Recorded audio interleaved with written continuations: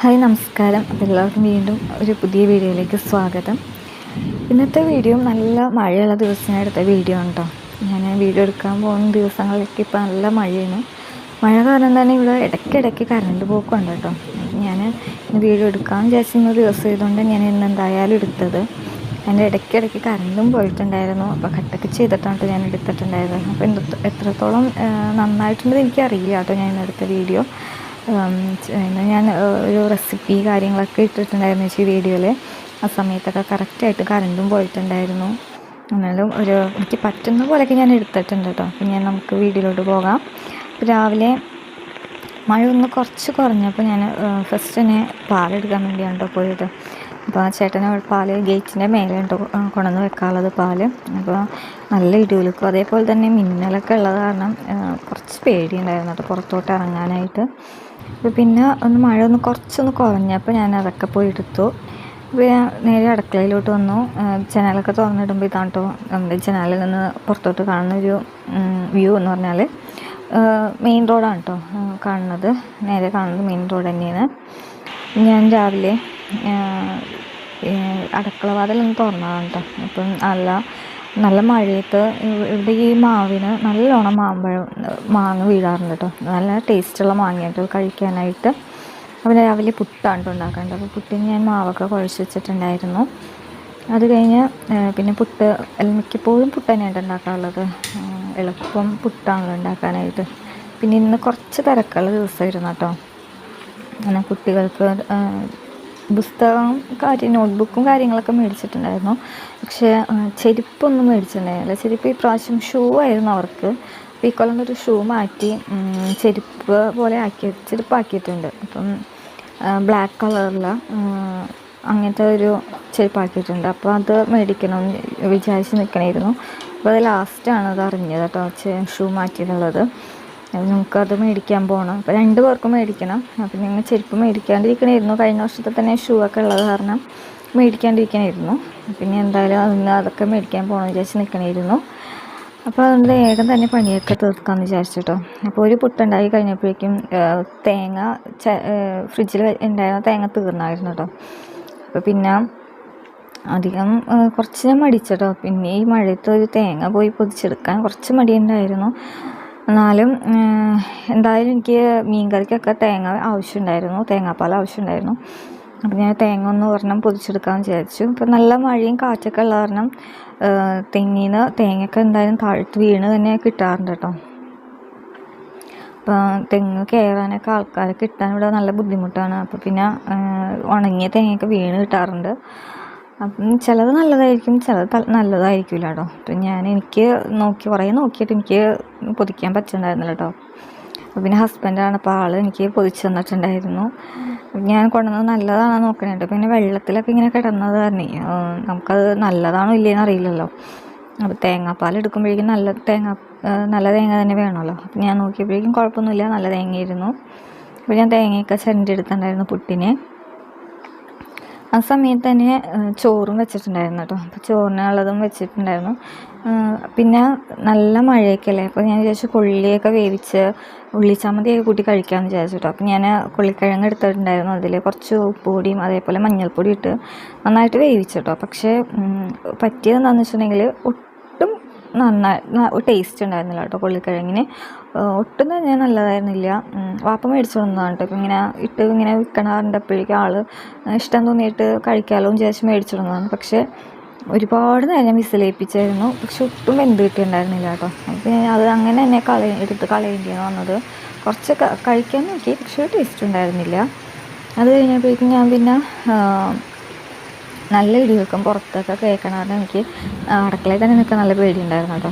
നല്ല മിന്നലും ഉണ്ടായിരുന്നു, നല്ല കാറ്റുണ്ടായിരുന്നു കേട്ടോ. കാറ്റത്തൊക്കെ ജനാലയൊക്കെ ഇങ്ങനെ അടഞ്ഞു വന്നുകൊണ്ടിരിക്കണമായിരുന്നു. പിന്നെ ഒരു കണക്കിനാണ് ജനാലയൊക്കെ തുറന്നിട്ട് വേഗം തന്നെ പണിയൊക്കെ തീർക്കാമെന്ന് വിചാരിച്ചു. ഇത്രയും വെണ്ടയ്ക്ക ഉണ്ടായിരുന്നത് ഞാൻ എൻ്റെ വീട്ടിൽ പോയിട്ടുണ്ടായിരുന്നു കേട്ടോ. ഞാൻ ആ ഒരു വീഡിയോ ഇട്ടിട്ടുണ്ടായിരുന്നില്ലേ. അപ്പോൾ വീട്ടിൽ പോയി വന്നപ്പോൾ അമ്മ തന്നു വിട്ടതാണ് കുറച്ച് വെണ്ടയ്ക്ക അവിടെ ഉണ്ടായിരുന്നത്. ഒരു 3-4 വെണ്ടയ്ക്ക ഉണ്ടായിരുന്നു കേട്ടോ, 5-6. അപ്പോൾ അതെനിക്ക് തന്നു വിട്ടതാണ് കേട്ടോ. ഞാൻ വിചാരിച്ചു ഇന്ന് വെണ്ടയ്ക്ക തോരൻ ഉണ്ടാക്കാമെന്ന് വിചാരിച്ചു. അപ്പോൾ ഇതിൻ്റെ റെസിപ്പിയാണ് ഞാൻ ഇന്നത്തെ വീഡിയോയിൽ മെയിനായിട്ട് കാണിക്കാനാണ് നിന്നത്.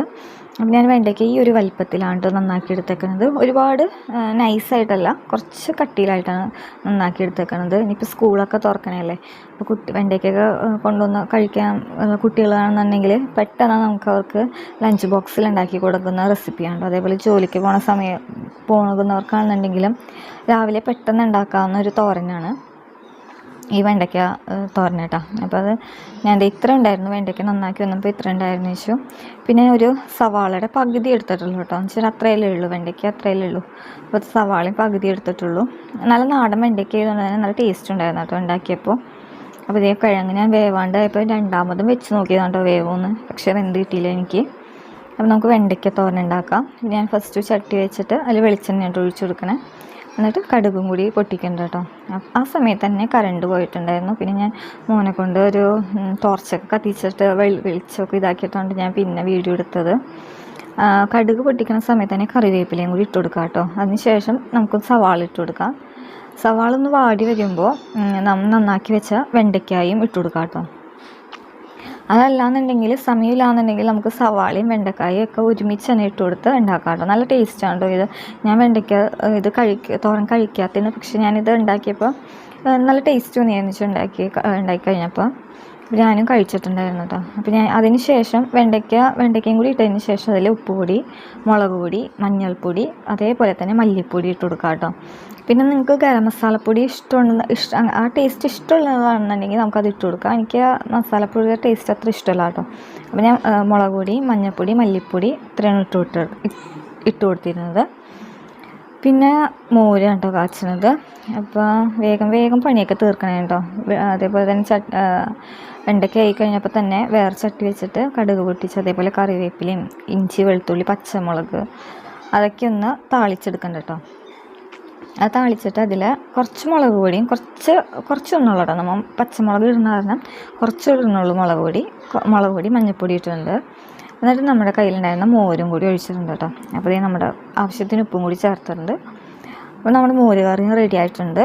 പിന്നെ മീൻ കറി അപ്പുറത്ത് ആവണ്ട കേട്ടോ. മീൻ കറി ചാളയാണ് ഉണ്ടായിരുന്നത്. അപ്പോൾ ചാളക്കറിയാണ് വെച്ചത്. തേങ്ങാപ്പാലിലാണ് കേട്ടോ ഉണ്ടാക്കിയത് ചാളക്കറി. പിന്നെ കുറച്ച് ചാള എടുത്ത് വറുക്കാനും വെച്ചിട്ടുണ്ടായിരുന്നു കേട്ടോ. അതേപോലെ തന്നെ ഈ ചാളയിൽ നിന്ന് നമുക്ക് മീനിൻ്റെ മുട്ട ഉണ്ടല്ലോ, അത് കിട്ടിയിട്ടുണ്ടായിരുന്നു. അപ്പം ഞാനത് നന്നാക്കി അത് ക്ലീൻ ചെയ്തെടുത്ത് വെച്ചിട്ടുണ്ടായിരുന്നു ഞാൻ. അപ്പോൾ അത് ഈ ഒരു മസാലയിൽ തന്നെ പരത്തിയിട്ട് നമ്മുടെ മീൻ വറുത്ത് കഴിഞ്ഞപ്പോൾ ആ ചട്ടിയിൽ തന്നെ ഈ മീനിൻ്റെ മുട്ടയും ഒന്ന് ഫ്രൈ ചെയ്തെടുക്കണ്ട കേട്ടോ.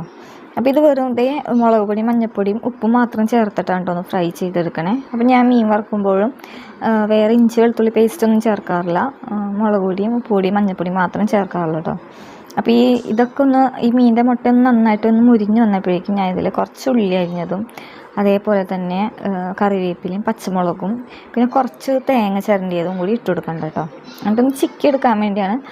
ഞാൻ കഴിക്കാറില്ല കേട്ടോ ഇതൊന്നും, പക്ഷേ ഹസ്ബൻഡിന് ഭയങ്കര ഇഷ്ടമാണ് ഈ മീനിൻ്റെ മുട്ടയൊക്കെ ഉണ്ടാക്കി കൊടുക്കുന്നത് ആൾക്ക്. അപ്പോൾ എനിക്ക് ഇതേപോലെ ഉണ്ടാക്കിയപ്പോഴേക്കും ഞാൻ ടേസ്റ്റ് ചെയ്ത് നോക്കിയപ്പോഴേക്കും നല്ല ടേസ്റ്റ് ഉണ്ടായിരുന്നു കേട്ടോ ഇങ്ങനെ കഴിക്കാനായിട്ട്. അപ്പോൾ നമ്മുടെ ഇന്നത്തെ ഉച്ചക്കത്തുള്ള കറികളൊക്കെ ആയിട്ടുണ്ട്.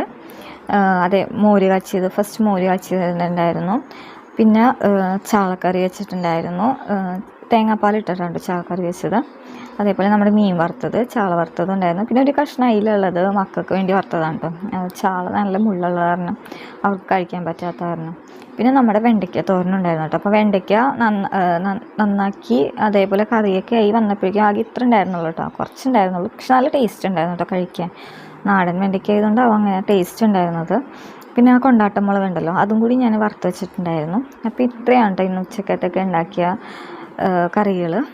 അപ്പോൾ ഞാൻ ഉച്ചയ്ക്ക് ചോറിന് നമ്മുടെ കുറച്ച് വെണ്ടയ്ക്കയും അതേപോലെ തന്നെ ചാള വറുത്തതും 2 ചാള വറുത്തത് എടുത്തിട്ടുണ്ടായിരുന്നു. പിന്നെ ചാളയുടെ മുട്ട ചിക്കിയതുണ്ടല്ലോ, അതും എടുത്തിട്ടുണ്ടായിരുന്നു കേട്ടോ. പിന്നെ കൊണ്ടാട്ടമുളക്. അപ്പോൾ ഇത്രയേ ഉള്ളൂ കേട്ടോ വീഡിയോ. ഈ ചെറിയൊരു വീഡിയോ ഇഷ്ടമായെന്നുണ്ടെങ്കിൽ ഒന്ന് ലൈക്ക് ചെയ്യുക കേട്ടോ. അതേപോലെ സബ്സ്ക്രൈബ് ചെയ്ത് സപ്പോർട്ടും ചെയ്യാം കേട്ടോ.